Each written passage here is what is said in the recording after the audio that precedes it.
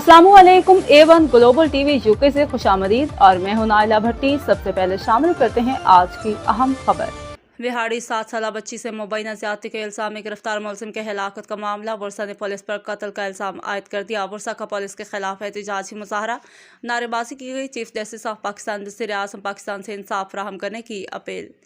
Police थाने वाले ने चंद रोज कबल रेहान नामी नौजवान को 7 साल बच्ची से मुबैना ज्यादती के इल्जाम में गिरफ्तार किया।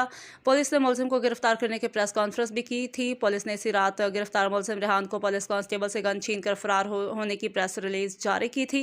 पुलिस की तरफ से प्रेस रिलीज में मुलजिम से खुद फायर लगने से हिलाकत को जाहिर किया गया था। मामला में हिलाक होने वाले नौजवान रेहान की बुरसा ने पुलिस पर कत्ल का इल्जाम आयद कर दिया।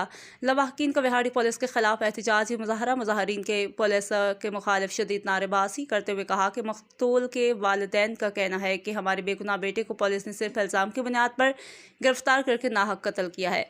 पुलिस एहलकार रेहान से एतराफ़ करवाने के लिए मुबैना तशद्दुद का निशाना भी बनाते रहे। हमारे बेटे का ना DNA करवाया गया, ना ही इल्ज़ाम साबित हुआ। बेटे को नाहक कत्ल करने वाले पुलिस एहलकारों को सरेआम फांसी दी जाए। DSP सदर राव सलीम का कहना था कि मुलजिम रेहान ने 7 साल गूंगी बच्ची को ज्यादती का निशाना बनाया, जिसका उसने एतराफ़ भी किया।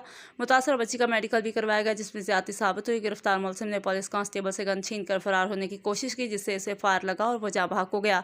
जबकि मकतूल के लवाहकी ने चीफ जस्टिस ऑफ पाकिस्तान, वज़ीर आज़म पाकिस्तान और वज़ीर आला पंजाब समेत दीगर हुकाम से इंसाफ की अपील की है।